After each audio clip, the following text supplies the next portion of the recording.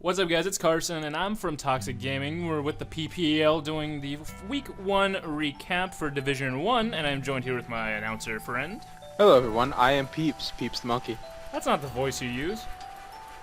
Oh, am I supposed to be doing the other voice? I mean... Well then, allow me to simply just... Hello everyone, we're here with the PPL Season 3 recap. I am Peeps the monkey. Okay, we're here with the Week 1 of the recap of this week's battles, and that was kind of redundant, but I don't care. So, we're just kind of going to go over a few of the battles there for you, outcomes, things like that. And to start off, we have the Bayern Munich versus the Norwich Skitty, of Shady of the Bayern Munich, by the way, and the Dom Fanatic of the Norwich Skitty. And, Peeps, what do you have for us for the very first turn that happened? Very first turn, turn that always starts off the battle showing how fast or how slow it'll be. Started with Porygon 2 coming out on one side and Healers showing up on the other. Normally, people would be, that's not a good setup, and it's not. Because first turn, Porygon 2 goes for a Toxic, misses, and Healers goes straight for a Volt Switch. So right off the bat, and Shady mentioned this again, having what do you call it? Having hacks in most of his battles, which he has had over this season, and right off the bat he gets a miss from his own Toxic. So it's not the best start. But who comes in? Isn't it the Skarmory that comes in next? Yes, it is the Skarmory. Easily predicting that Porygon Z is out, or Porygon 2 is out, my mistake. So, set up the hazards. So it's really not a bad start there, but as we keep on going, I want to say one of the most mentionable things is the fact when Nidoking came in for this Norwich Skitty, that it had Toxic Spikes to set up. Usually you don't see that on a Nidoking. No, you do not. Normally you see Scarf with all-out attacking or Life Orb with all-out attacking. So I've even run up against my fair share of choice specs, like modest going really wall breaker Nidoking. So seeing the Toxic Spikes was a nice little interesting thing. As it seemed to be is that most of the Skarmory was able to take some special defense hits, as it had seemed to have some special defense EVs into it. Just a nice little balanced little defense right there. But with it being a Skarmory, we all know it really can't take too many. Yeah, I mean, at the end of the day, it's still a Skarmory. So there's not much that they can do on the special side. We also have with the Bayern Munich, I'll run through their teams real quick, with Seismitoad, Aromatisse, Skunk Tank, Crobat, Mega Lopunny, and Porygon 2. In the Norwich Skitty have Heliolisk, Nidoking, Skarmory, Florges, Hitmonlee, and Mega Latios. Very unique teams with pretty good amount of diversity. The thing I want to say first, just seeing the Munich team is like they seem to be really geared towards killing that Florges with both Crobat and Skunk Tank. I just feel like that's really gearing towards one team, but as we saw, Skunk Tank mid-game, like mid-early game, really put into the work.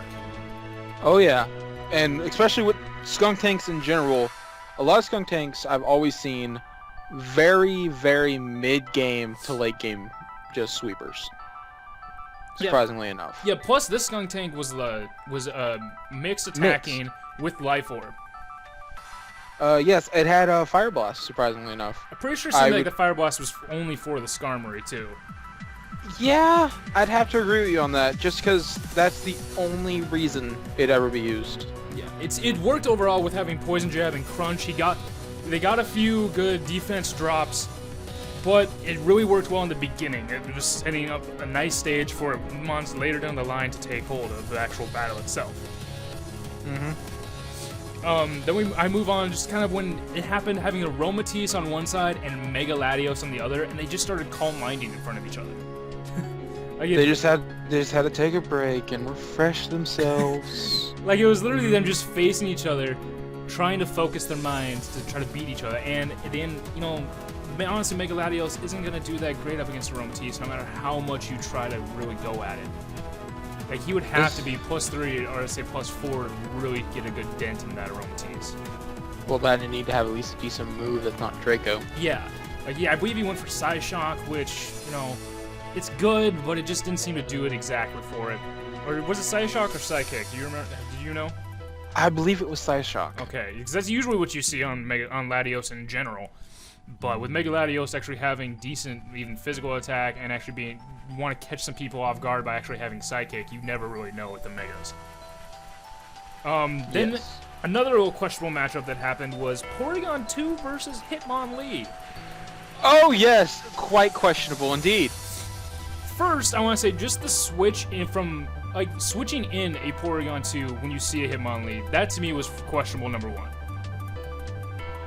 Especially since it's a Hitmonlee, everyone knows what it does nowadays. It's the Unburden boost, and it's just going to keep high jump kicking, mock punching, close combat, all this other stuff. And then, yes, Porygon 2 does have bulk, but not exactly enough to deal with Hitmonlee. It's not taking a high jump kick very well at all. It's really not. But as we found out over the course of the battle, there was no high jump kick. The Legsmon did not know how to kick. Like, it could That's not sad. rise above and take a knee to the face. It was not ready for it. But it was just weird to see the two going up against each other, and then after getting his Unburden boost with Citrus Berry, switching out.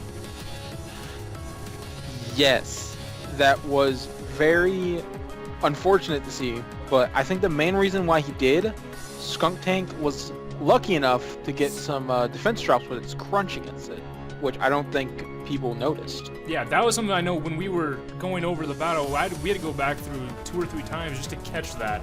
Because I was really questioning if he would have stayed in, would there have been a different outcome to it? And you know what? Those defense drops might have made the difference. I think they did.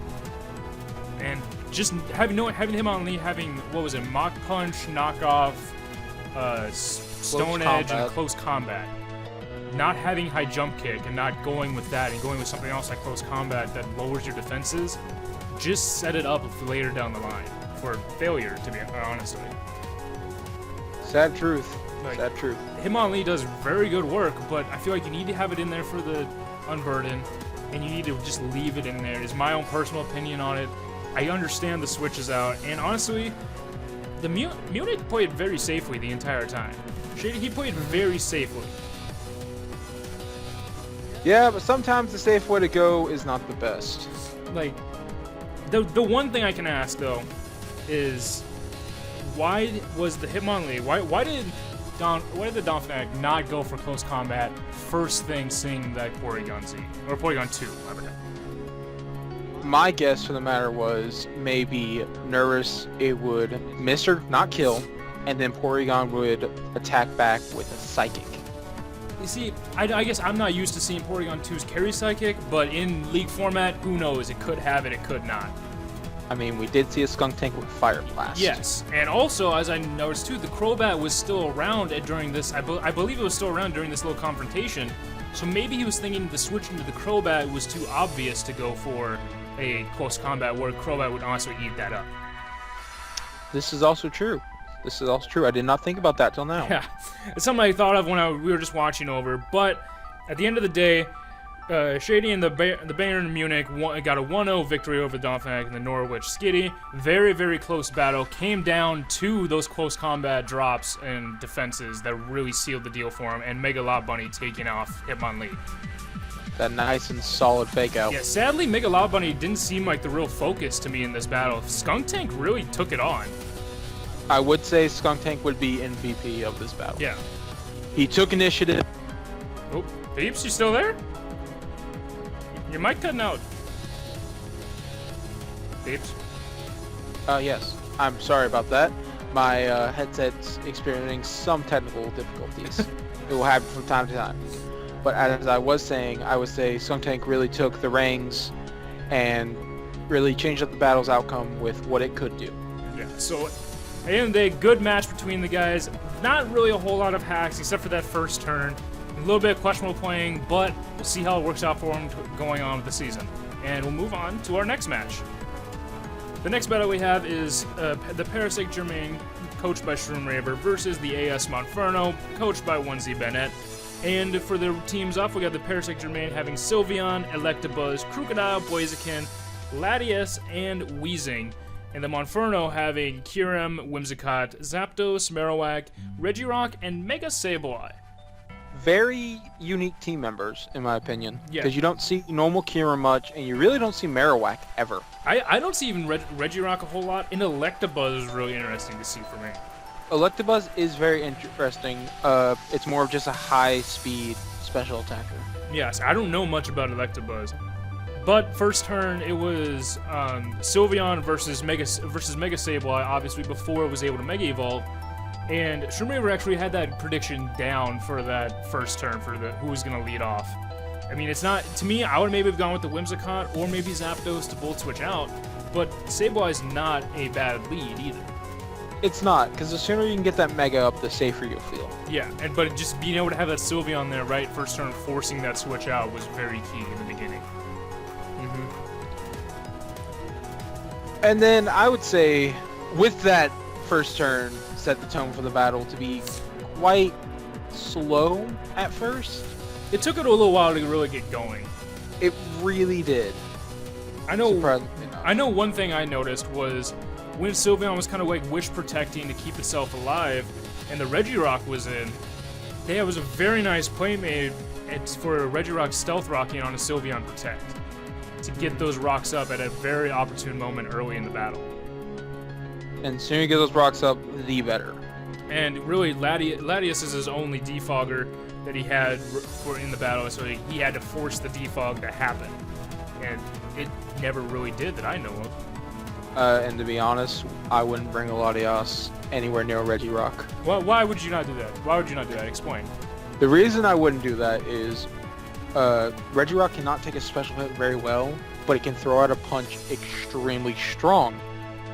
And yes, Latias is a Psychic Dragon, but Regirock gets a good diverse move set with ability to Ice Punch, which is run very commonly on it, and I believe it can also get Knockoff, which is good for any wall. I mean, who can't get knocked off nowadays?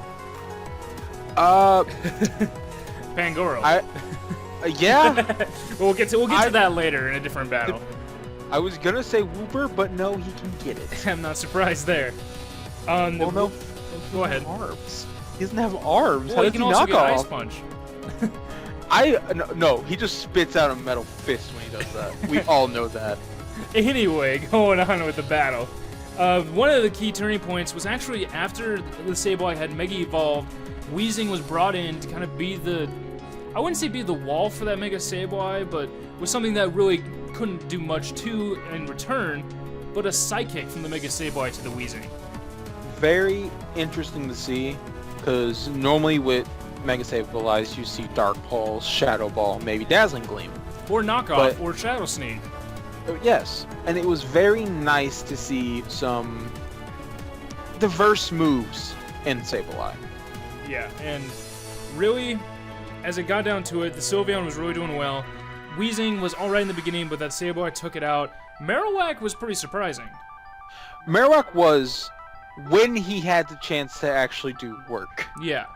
Because the only problem with Marowak is it hits extremely strong, but it's not very fast, and it can't take many hits. Yes. And also, there was Scarf Zapdos coming through every now and then for the Monfernos, just kind of popping in, Volt switching out when needed.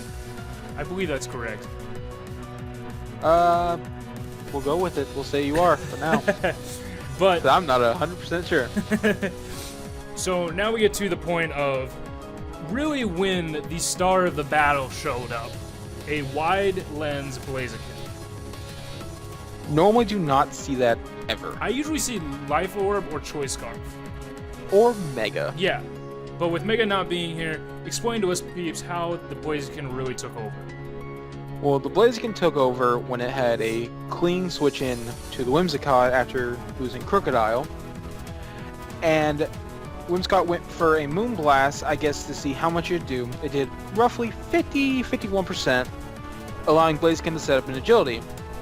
Then a crucial moment was found out within the battle. Let's just say that there's times in battles, and especially in Pokemon, when things don't go your way, and there's some stuff we can't control. But when something like this happens, no one knows exactly what happened or how it got to this point. All we know is the Whimsicott did not have Prankster. Hashtag blame Morpheus 2016. Luckily enough, both coaches had talked about it later, and we found there were some things I found out maybe the outcome could have been in question if they would have had Prankster, but we gotta work with what we see, and with it having Infiltrator, tell me, peeps, how did that turn out? Didn't turn out well, to be completely honest. After Blaziken was able to set up the agility, it pretty much just swept the entire field with high jump kicks, flare blitz, and Stone Edge. I know one thing that was noted is Shroom specifically EV the Blaziken that after one agility, it would outspeed a Choice Scarf Zapdos. So it was after really I felt that agility came in. If that tailwind from that Whimsicott wouldn't have happened, or even if it would have, maybe there would have been something a little different of an outcome. But we'll never know to be sadly true. Yeah. But still, good game to both coaches. Yeah, it's sad to have a battle kind of go like that, but it's how things happen. It was a 4-0 for Shroomriver's favor, and it was not a bad battle overall. Just one mistake. We don't know how it happened or who is even to blame for it, if anybody. But it's there. One glitch in the Matrix can wreck the entire place. Yep. But we'll move on to the next battle. With this battle, we have the Mewcastle United, coached by Fufu, and the Portland Timbers, coached by RTK. And on the Timbers side, we had Melodic, we had Shaman, Rotom Heat, Donphan, Bisharp, and Gardevoir. Regular Gardevoir, to be clear, not Mega. So a little more special bulk and a little less special attacks. And on the Mewcastle side, we had Mega Blastoise, which is not seen much anymore, Nidoqueen, Hariyama, which surprisingly enough, Talonflame, Jirachi, and Tyrantrum. Good old T-Rex himself decided to show up for a battle. And You say T-Rex, I say Barney. I mean, it works both ways. But he loves you too. The first turn that happened was Rotom Heat of the Timbers against Mega Blastoise, or originally just a Blastoise, of the Mewcastle United. And honestly, I don't know the real reasoning to have Blastoise lead. Like, I guess it's a good lead if you want to try to if he's EV to outspeed a Rotom. But you're running the risk of that Rotom being Scarf and hitting you with a Thunderbolt and knocking your Mega out first turn. I say it was a good lead in the case of it was Mega with Fake Out Blastoise. Because you get your Fake Out procced, you get your Mega right away, which always helps, and then the battle continues on. Except it probably wasn't Fake Out Blastoise, was it? Most likely not, but we really need to see more. It's one of the biggest mysteries. Yeah. The first turn, actually, what happened is the Blastoise switching out going into the Nidoqueen on the incoming Volt Switch from the Rotom, and I feel like Nidoqueen was, or should have been, the original lead, because that's where you usually see Nidoqueens at. I would agree with you, but I was also thinking maybe they think Donphan would lead for the Timbers. Exactly. So it was like them trying to counter lead each other, ended up being in one guy's favor. Yeah. When the Mew, or not the Mew, when the Rotom Heat switched out, hard switching out, the Nidoqueen got a nice and vital Toxic Spikes. Which did help out in the long run, surprisingly enough, even though only one layer is spread. Yeah, only one layer, and the Donphan was there, but surprisingly it really helped out. Oh yeah, let's just say Donphan didn't last. No. Yeah, very soon, Hariyama was switched into against a Milotic, took a Scald, and got burned. And it was thankful for getting burned because it was a Guts Hariyama. It was going to be taking lives in the early part of the game, getting a critical hit on an incoming Donphan with a close combat, and knocking that thing out of the park. Very nice, very strong to see. I like seeing Hariyama. I just like seeing I it. do too. It's a really nice fighting type that I think needs to be battled with more. Yes, and with especially the Guts ability being able to take the burns that Scald seems to be 100% of the time now, it's very nice to have that Guts mod. Or if you're just running like I personally like running a bulk up rest set because thick fast. Exactly. It can be run really bulky or really heavily offensive, and really either one works. But as we keep on seeing it, the Toxic Spikes were not able to get spun away by the Donphan. And when the Nidoqueen came back in, he did not go for a second layer of Toxic Spikes, instead going for the Stealth Rocks. Which was a much better play, Agreed. in my opinion. Agreed. Because honestly, with the second set of spikes, Gardevoir and Milotic by that point were already poisoned. Bisharp doesn't care, being a steel type. Shaman with Natural Cure doesn't care either, as long as it can switch out and lose the Toxic. And Rotom Heat's levitating, so it won't get affected by it anyway. So the Stealth Rocks were actually the better chosen move for the switching out that would happen during the course of the battle. And without Donphan, they were here to last. Here to stay. And also without Donphan, I don't believe there are actually any rocks on the Newcastle United side. There was not, because which left Talonflame free coverage to come in as it pleased. Yes, Talonflame was able to it really had the time to rain, but it honestly didn't need to due to one Mon that really surprised us as we were watching it, trying to figure out what it was trying to do. Oh yes, this Mon in particular is one of the ballsiest Mons I've seen lately. Yeah, I'll say, I will give credit where credit is due for this set. Jirachi with a sub-Grass Knot against a Milotic. Knowing it was EV'd to the point where he would not be killed, or the sub would not be broken by a Skull, so that he could sit there and Grass Knot the Milotic. Very interesting to see, because honestly, I did not know it got Grass Me Knot. either. I know Jirachi gets a lot of things, such as Moonblast, Thunderbolt, even now Heart Stamp thanks to Event. But you don't usually see any very special variant of Jirachi. Usually people going for the Iron Head and Body Slam ones. But after... go ahead. Oh, I'm sorry. I was going to mention that it's very nice to see a special attacking Jirachi Yes. now, because normally it's always Thunder Wave, Iron Head, or Body Slam. And then Fire Punch for Every coverage if it needs it. Yeah. But also with this Jirachi, being able to knock out the Milotic with Grass Knot, a very nice play happened right there. The Rotom Heat was brought in, and it was Volt Switched on, or was it on the Jirachi? What did it Volt Switch on the Jirachi? Am I getting this mixed up? I believe it did Volt Switch on the Jirachi. It Volt Switched, well, on any, whatever mon it was able to Volt Switch out into Bisharp with a Jirachi incoming. And that's me. I was ready for that Bisharp to take lives. I was ready for that thing to just go wild. And another planning, the prep really worked for Newcastle United, having HP fighting to knock out that Bisharp. Because to be honest, if I was any other Jirachi in this scenario, Bisharp's too intimidating for me to stay It had Sucker Punch, Knock Off, or Pursuit. If you stay in, you're dead. If you attack it, you're dead. If you switch out, you're dead. There's nothing you can do. Unless you have Hidden Power Fighting. Which, like we said before, probably the best play we've seen in this battle. It swung things wide open for the Newcastle United. It was Bisharp was there that could have completely, really slowed down the game and really made it to the Timbers' pace. But Jirachi just said, nope, not today. And to finally kind of round it all out, the Talonflame was able to come in at the end and clean up. And it was interesting to see a Talonflame without an item, and Acrobatics, and Taunt. Normally you do not see that much unless if you're playing the VGC format. The VGC Talonflame, Careful Nature, Specially Defensive, Taunt, Roost, Willow, Acrobatics, no item. That's what we saw, and it worked. It actually worked in singles play. Oh, it works well because it's Talonflame. Yeah. Talonflame works well wherever it is. Unless you have those rocks up, which thankfully for the Newcastle United, they did not have rocks on their side of the field, gaining them a 5-0 victory. Better luck next time, Portland Timbers, but Gotta watch out for that HP fighting. you really do, because anything can happen. This battle shows that anything can happen in these battles. I'm expecting to see Jirachi with other hidden powers throughout this league. What can the Newcastle United figure out next for a hidden power on Jirachi?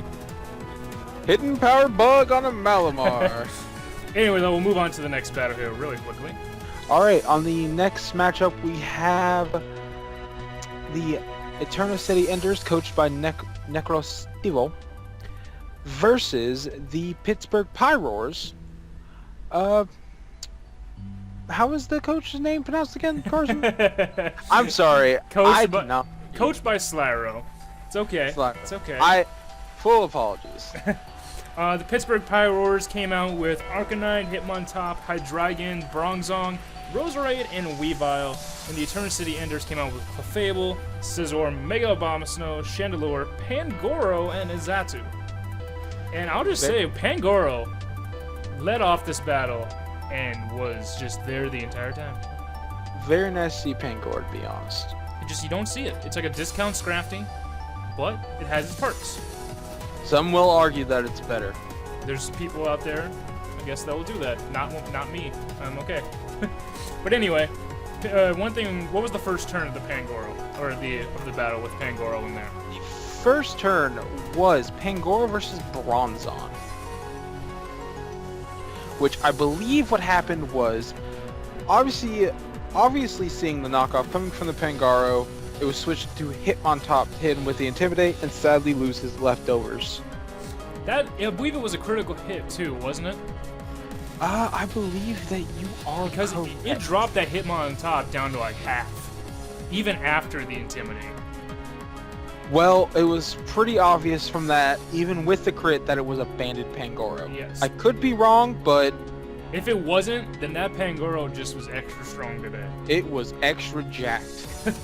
But that Pangoro didn't care about the Intimidate of that Hitmontop, and it was nice to see a good Intimidate duo core. I would say like a pseudo core, having Arcanine and Hitmontop with Intimidate.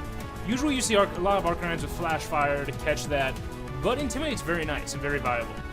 It is, and especially if you run a more bulky Arcanine. Yes, which I think, if I remember right, Slyro said that he didn't really have. It was more of an offensive Arcanine with a bulkier moveset, having, I believe, both Toxic and Morning Sun.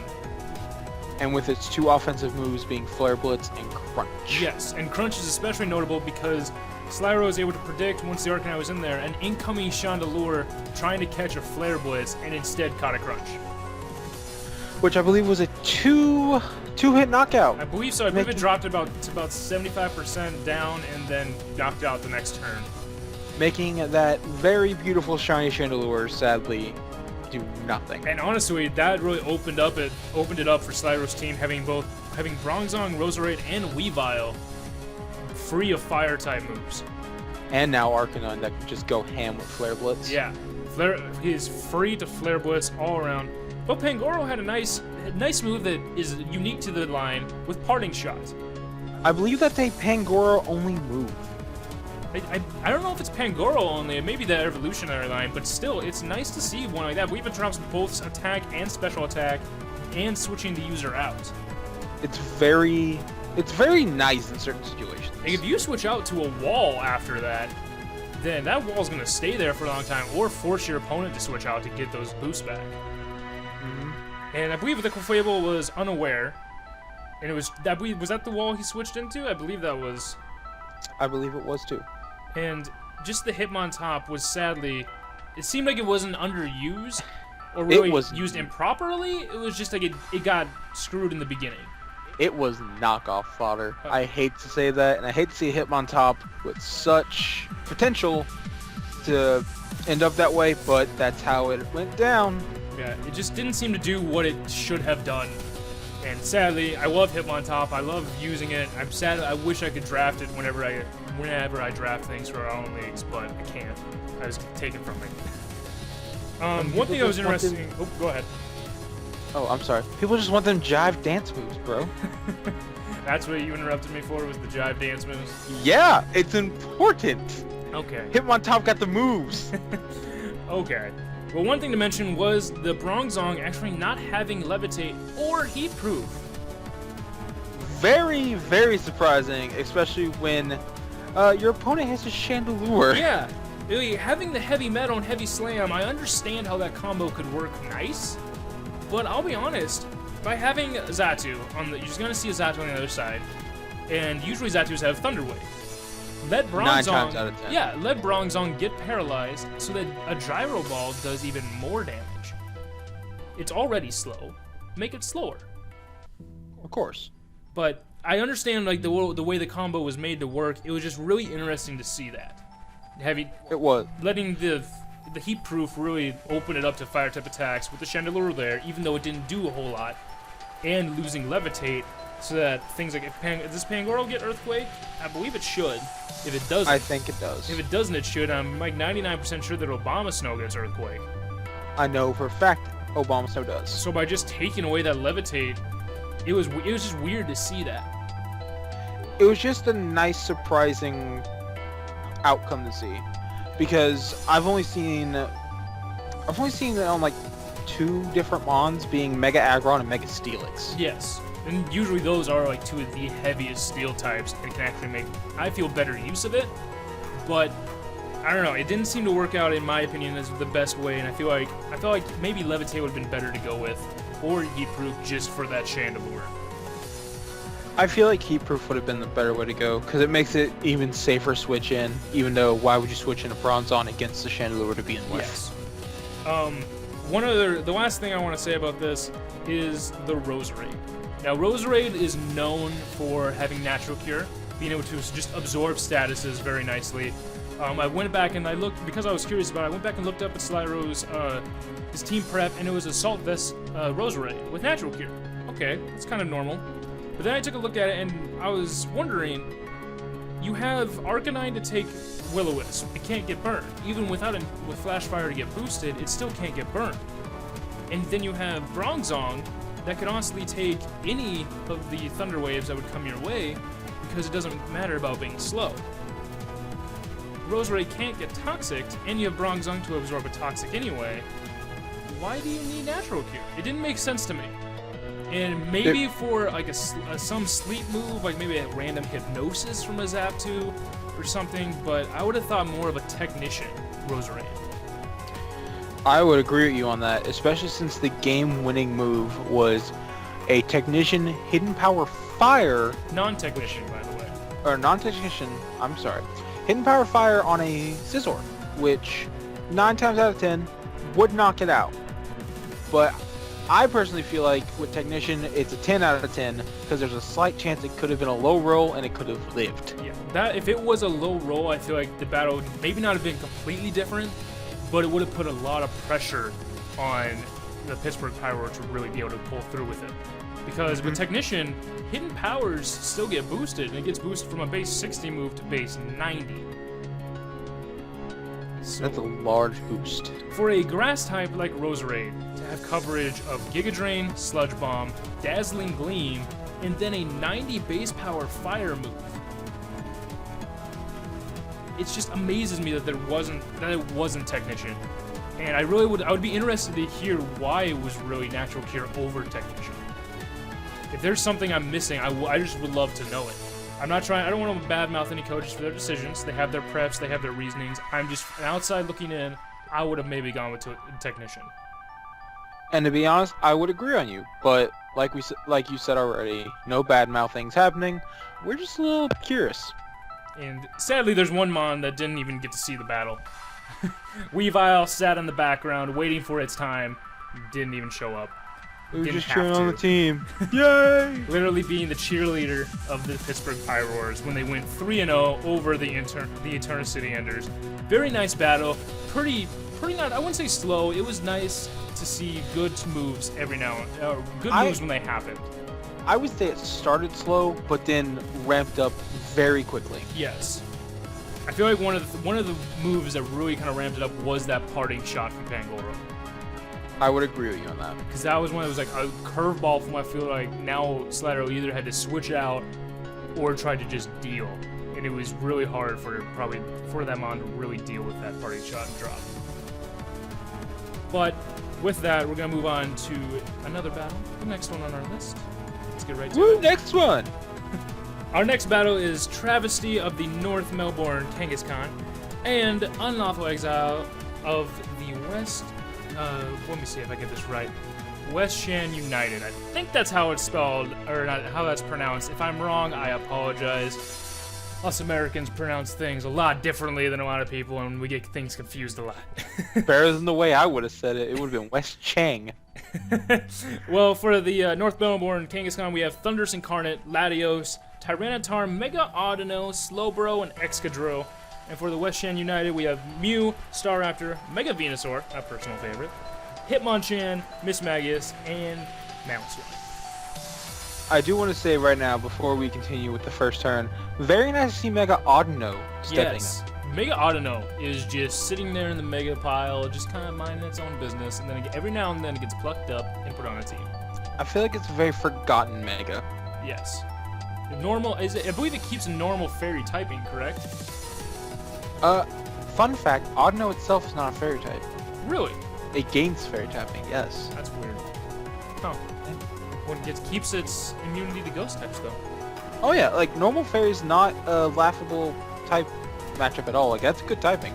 Plus, it resists the knockoffs, so it even has, and it being a Mega, it technically doesn't resist it anymore, but it doesn't have that double knockoff power. No. I imagine if you kill a Mega Audino, you gain 4 times EXP. Just so you can grind up even better. Possibly. But what did we start out with for this battle? We started out with Mamoswine coming out against Thundurus. And Thundurus decided to use its Prankster to set up a substitute, which personally I feel like was a very risky move with Mamoswine being on the field. I feel like what he was going for was a lead Mamoswine throwing up Stealth Rocks first turn. But to me still, it's a Mamoswine. Like, there's a reason it was in OU for so long. It's a very threatening ice type to a flying type. Yes, and Mamoswine, I believe, went right for that Ice Shard and took that sub out completely. Oh yeah, it was not having anything that Thundurus was putting down. No. And I believe Thundurus then just hard switched out. Who did he hard switch out into? Was it Tyranitar? Slow, bro. Oh, it was slow, bro. Well, makes sense there. But it was really nice to have, to see when the Tyranitar came on the field. Explain to me what happened. Tyranitar came on the field, and on the other side of the field was a Mismagius, which forced the Slowbro to switch on its own. Normally, whenever you see a Mismagius versus a Tyranitar, Mismagius is going to switch, or it's going to go for Dazzling Gleam. This one was ready for Tyranitar and went for a Hidden Power fighting. The second Hidden Power fighting we've seen. We've seen many unique Hidden Powers tonight. And wouldn't you know, Mr. T-Tot has a nice little berry.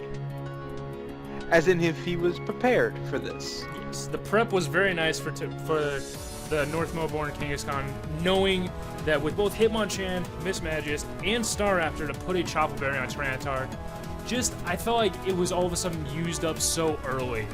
Like, it saved it from Mismagius from the knockout, but it was like now it's susceptible to these other two fighting type threats, which the Hitmonchan came out like right after that hidden power went off.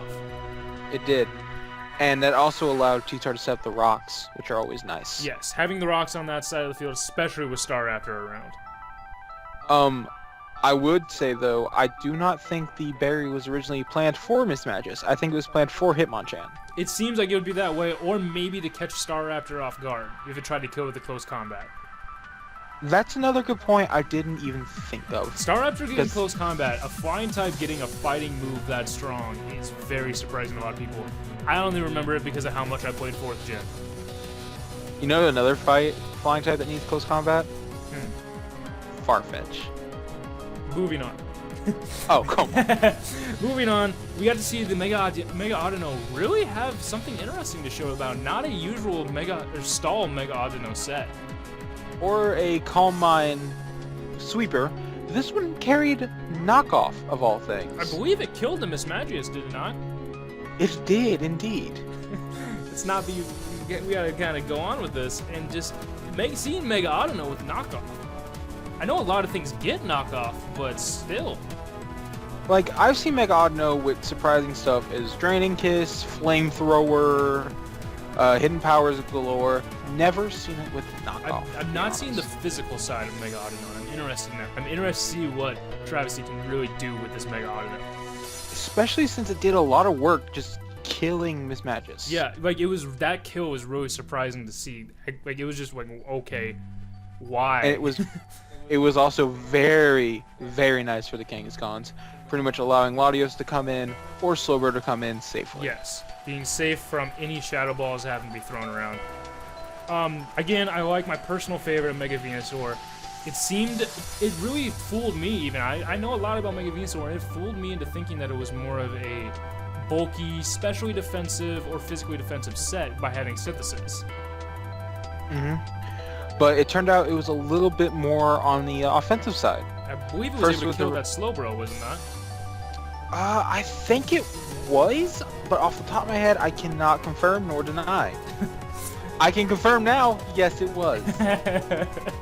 But with that Mega Venusaur, I really like seeing Venusaur work, and I'm not trying to play favorites, but I just like seeing my favorite Mon do really good work on teams like that. Somebody who really knows how to use it. Favorites. Yeah, favorites. One other thing I want to point out is the Mew against a Tyranitar. Another matchup that we usually don't see working out in the Mew's favor. Well, let's be honest. Mew is the wild card Pokemon. Imagine if Pokemon was Uno. Mew is the switching colors card. I think there's probably a real name for that, but I don't know it either, so. We'll call it the switching colors card. But this Mew just revealed something that, honestly, if that Chople Berry was around still, it would have been a lot better for the Kangaskhan. The revealed Drain Punch Mew, which is something that I personally am a fan of, but you don't see it. Sadly, you don't see it because Mew does not stay into anything that can hurt it with a dark type move. Yeah, usually it would be fleeing, either getting pursuit trapped or crunched on, but it Drain Punched this Tyranitar, taking it out. Very nice to see. I believe the Mew was more of a bulky variant. It seemed to be, because I believe it had, what, Soft Boil? It had Soft Boil. I think it had Toxic, but I could be wrong. It's very interesting to see a Mew like that can knock out something just with a non-stab Drain Punch, of all things. It really is, especially since it's facing against the T-Tar. Granted, 4 times weak to fighting, that's fine. It's still a T-Tar. Yeah, it still has some bulk to it. Like, it's a pseudo-legend for a reason. But we kind of have to talk about the elephant in the room, is when the Excadrill came in against Mew and got hit with the Drain Punch, after Drain Punch had already been revealed. I just wanted a pig, not an elephant. There's no elephant in this room. Okay. But you said elephant in the room. Where is it? I don't see Dawn fans. That's a pig. You're right. And you're right, you're right. So let's talk about the pig in the room.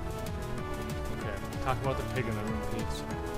We're going to talk about the pig in the room with the Excadrill coming in against Mew when Drain Punch was already revealed. You just copied what I said. Copy and paste is my favorite tool. But anyway, with that Drain Punch already being revealed, to me it was very, very questionable to bring that Excadrill in.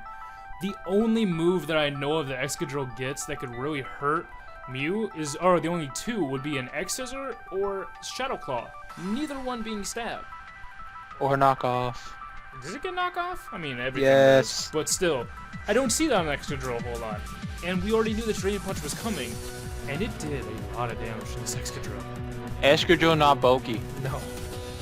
It's a steel type that is not bulky. It's sad. It's not a real steel type. I feel like maybe he switched it in to really take control of that. Maybe really use that sand that was still up for about the 1 or 2 turns. It was still there from the Tyranitar getting killed. But it just didn't work. I feel like the sand was not worth it. And I will say, with that Excadrill getting hit that hard by Drain Punch from a Mew, it really allowed Staraptor to shine. Staraptor, the big bad bird of 4th gen. The one thing that you know if you make one mistake with, it's going to destroy your team. And sadly, that mistake was made by not sacking off Excadrill. Instead, we basically Trav lost Thundurus for no reason.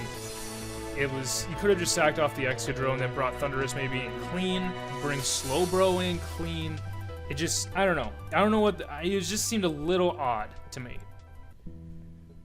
Personally, it may have just been so he brought Slowbro in, probably just for the Rocky Helmet damage and for recoil, and that he knows, Regenerator is a thing. Yes. But the only problem is, you're going to Regenerator switch, who are you going to bring in? Yes, at that point, are you going to sack off the Excadrill then? Nope. The Thundurus. No, bring it Thundurus. Yeah. I don't know. It was questionable to me that was kind of the pivotal moment in Travis did mention this in his video about it. He did mention that was where he felt like he had a problem, but I don't know, it was just a little different for me, and Star Raptor was able to just basically clean house until it died. He was able to do what Star Raptors do. Yeah, and that's just clean. Clean.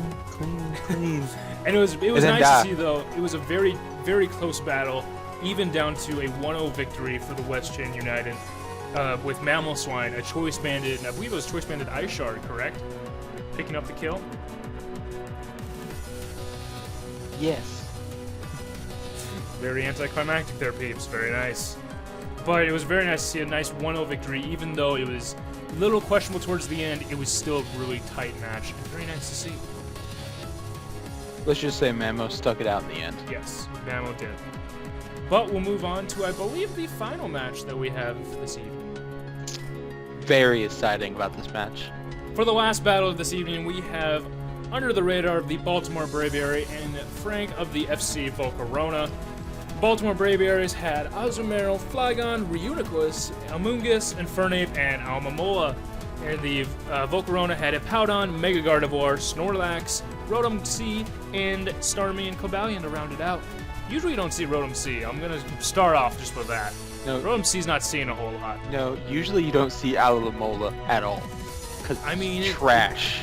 It did its job in the beginning of this battle, did it not? No. No, it didn't. Yeah, perfectly said, because it had a failed Magic Coat. Yeah. First turn. It just didn't do it. I mean, I understand where the Magic Coat, the reasoning for it, it just didn't, like, it was like nothing happened, pretty much. Pretty much, it used Magic Coat because the first turn, setting the pace was Alomola and Hippowdon. And if you fight one Hippowdon, you fight them all. They all are the Stealth Rock setters. Yes. Probably specially bulky in Stealth Rock. But this Hippowdon did not do that, did it? I think it did later on in the match. But the first turn for the Magic Coat. No, it did not. They swapped to Starmie. Yes, I feel like that was a good swap because, yes, Starmie with a Scald or Surfs from it won't do much to Almamola, but Almamola usually wouldn't do anything back to Starmie. I mean, it has those hands. I don't even know if those are classified as hands, but somehow... It got them mitten fins. Somehow it knocked off Starmie to knock off the leftovers from not really a bulky Starmie or a all-out offensive, kind of a hybrid. Surprisingly enough, it had the lefties and not something else like Snorlax or Hippowdon. Yes. And it was really nice to see like a knockoff. It was like another one of those mons that you don't think gets knockoff. I imagine it just spins its body and slaps. Or just like does some flips or something. Nope, gotta spin. It just becomes a blade. It's a boomerang. That's actually interesting. That's a good nickname. Ha! But anyway, one other key play that happened was when it was the Almamola against the Mega Gardevoir after the Gardevoir had Mega Evolved. He did not want to go for a Mirror Coat, expecting like a substitute or a Calm Mind to happen from the Gardevoir side and then not have Mirror Coat affected, and then all of a sudden I'm sitting in front of a +1 Mega Gardevoir that would just ruin my life. So instead, he goes for the Waterfall to get that nice, and I believe it was like, what, 20-25% damage? Somewhere in there? It was a much, much better play. Yes, because honestly, that Mega Gardevoir did just go for a Hyper Voice. I believe it was Hyper Voice, or was it Psychic? It was Hyper Voice. Yeah, so like, yes, the Mirror Coat could have worked, but it was a lot riskier to do than the safer Waterfall. And sadly, like I mentioned before, Alomola did not do its job. No, it did a job for the point of being able to get Gardevoir really at a low amount of health, right around, I would say 30-40-ish%. I'd say right that. around there. It got it to a decent and low health so that other things could pick it up later. But one thing that was mentioned was the Hippowdon. Oh, the Hippowdon. How he drew... Infernape was switched in, and it drew out that Hippowdon, is what I feel really happened. I feel like that's what happened, is that they were trying to draw out the Hippowdon and hit it with a nice Grass Knot from an Infernape. Which, surprisingly enough, Hippowdon knew this was going to happen. It knows it's big. It knows it's fat. So it carries a nice little berry snack. It had that Rindo berry, and it lived that grass knot and killed the Infernape. Which, to be honest, would seem like a big drawback right off the bat losing an Infernape. When I was watching, I was thinking that was his major win condition, and now it's gone. He tried to plan it out. Not really sneaky. Infernapes are usually having grass knot if they're a mixed variant, but that Rindo berry saved that Hippowdon. It really did. But, once again, very well played, very well predicted. Yes. And what's funny is, that's not even the only berry we had this match. We also had a nice berry on the Amoonguss. Amoonguss? Yes, we did. We had a good Payapa, I believe is the right I pronunciation. believe you are I don't correct. know. I think it's supposed to be like papaya, but some play on that. The very good papyrus berry. Yes. But Amoonguss actually lived, I believe it was a psychic from the Starmie due to that berry. No, from the Mega Gardevoir. Never mind. Even more impressive. Lived it from the Mega Gardevoir due to the berry, and Sludge Bomb Revenge killed. Yes, and the berries worked out on both sides of the field. They are the berry best, like no one ever needed. No one ever needed to hear that either, so it's Yeah, okay. it did. Another player that actually, under the radar, really talked about in his video that he thought maybe was questionable, but I understand where he's coming from with it, is sporing the Snorlax. Yes, because very interesting to see how the Snorlax actually played out with being spored. I remember he mentioned something about if it was a curse, like sleep talk rest Snorlax, that he assumed it was, that he wanted to take control of how many sleep turns it has. Because with rest, he's guaranteed 2. When you're playing that style, you know how long your Snorlax is going to be asleep. And if you all of a sudden he's now spored, he could be asleep for 1 turn, he could be waking up the first turn, he could be asleep for 5 turns. You don't know. And his prediction game was spot on the Snorlax set. Yes. Completely, that was the cursed Snorlax, and you know what? I was really interested to see him switch out, not even waste a turn of sleep when Amoonguss was forced to switch out as well. On the topic of this, why does Snorlax not get Slack Off? That's one question that I don't understand why. I feel like rest was made for Snorlax, and they just can't let it not have rest. It can't have anything but rest. It can't have Explosion either? Go get self-destruct. Yeah, but that's not good enough. If I want a boom, I want a boom. We're going to move on from that.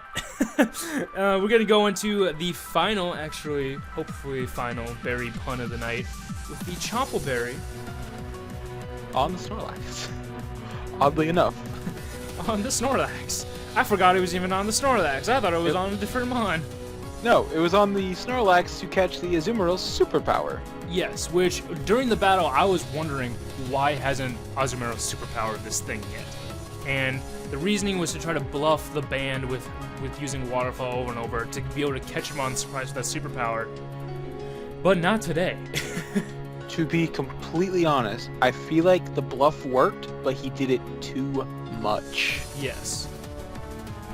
Because if I am correct, which I most likely am, Azumarill was taken out by Starmie. I believe you are correct. Or Starmie was able to recover up damage. Yes, it just seemed like too little too late for it. Yes. The berry was able to really save that ending, or save that Snorlax around. But surprisingly, there was a big turn towards the end when, honestly, Flygon was able to take on, I believe it was, who was left? The Rotom, the Hippowdon, and the Starmie. And Flygon was able to, honestly, could have easily taken on all 3 of those things without rage. And there's something I want to mention that Under the Radar did very well, is he found the point in the match to go for kills. To not try to really save his mons and play very safe, but he went for those kills. Because there's no point to be flashy when you need to be stabby and start stabbing. I know from my own personal battling style, if I know I can kill something, I'm gonna do it right then and there so that I can get it on out of my way and move on with the battle. I don't really worry too much about differentials, but it plays to so much strength in this match with under the radar in the Baltimore Bravery. He's getting a 3-0 victory. Very nice battle from both teams. Very happy. And the berries just like they were swaying the battle back and forth. It was very really unpredictable. It shows how useful any item could be. Yes. And with that, folks, we actually have the overall play of the week for the PPL Division 1. First week ever. This is the first MVP. It's the first. And I think it was discussed in depth. I feel like it needs to be brought back up. Hidden power fightings. From the Wishmaker himself. Jirachi stood tall in front of that Bisharp, and it just went at it. It went at it, took that hidden power fighting, shoved it right into that Bisharp's face, and said, "You're dying, not me." And Newcastle United, you guys have the first play of the week. You know what? With that, I think we're going to get up on out of here. Is there anything you want to say to the people, peeps, before we leave? You're high up there now, Sonny. Don't let the people down! As always, guys, there will be links to all of the coaches down below. Go check them out on their YouTubes and Twitter so you guys can always keep up to date with the PPL. PPL itself has its links down below to the YouTube channel. Subscribe if you want to keep knowing on with any of these weekly recaps, power rankings, anything else that goes on here. You will be updated through here and Twitter. You do not want to miss out on these battles. No, you do not. It's something that anything can happen with these battles, and we've seen that, and it's been on showcase this week.